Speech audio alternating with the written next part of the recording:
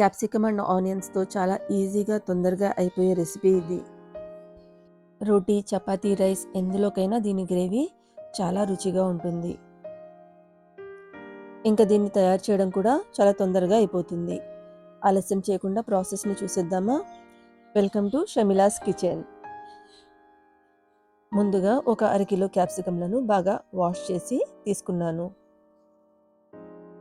వాటిని ఇలా కట్ చేసుకుని అందులో ఉన్న గింజలన్నీ కూడా పూర్తిగా తీసుకోవాలి.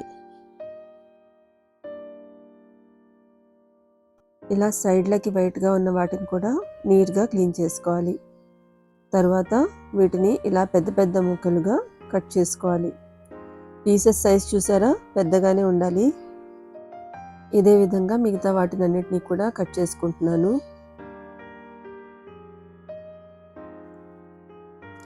తర్వాత ఆనియన్ తీసుకుని దాన్ని కూడా ఇలా 4 ముక్కలుగా కట్ చేసి పొరలుగా తీసుకోవాలి.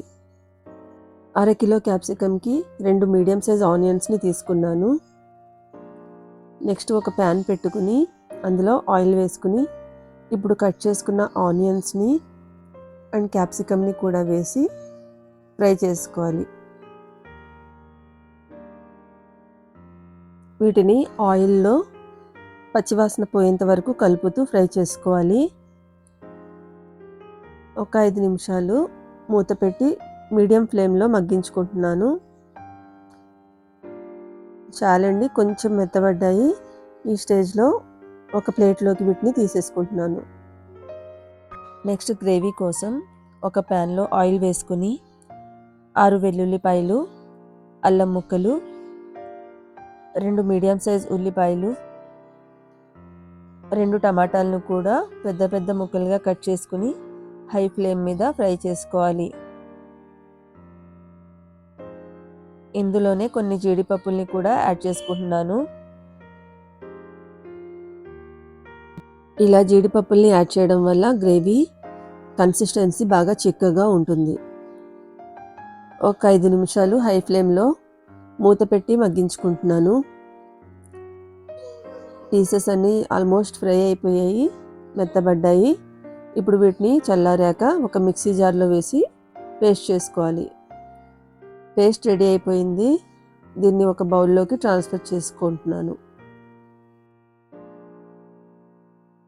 ఇప్పుడు ఇందాక క్యాప్సికమ్ని ఫ్రై చేసుకున్న ప్యాన్లోనే ఆవాలు, జీలకర్ర అండ్ సోంఫ్ని యాడ్ చేసుకోవాలి. వీటిని కొంచెం ఫ్రై చేసుకోవాలి.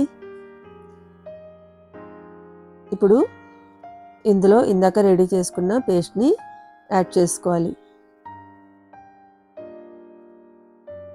వీటిని 2 నిమిషాలు ఫ్రై చేశాక ఇందులో పసుపు, 2 స్పూన్ల కారం, రుచికి సరిపడా ఉప్పు, గరం మసాలా పౌడర్, ధనియాల పౌడర్ అన్నీ వేసుకుని బాగా కలుపుకోవాలి.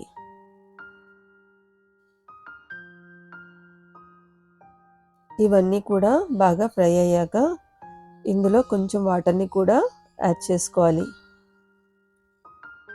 వాటర్ కొంచెం మరిగాక అందులో ముందుగా ఫ్రై చేసి పెట్టుకున్న క్యాప్సికమ్ అండ్ ఆనియన్స్ని వేసుకుందాం.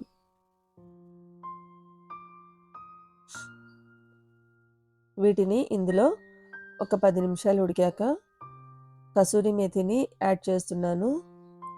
ఇది ఆప్షనల్ అండి, ఉంటే వేసుకోవచ్చు, లేదంటే స్కిప్ చేయొచ్చు.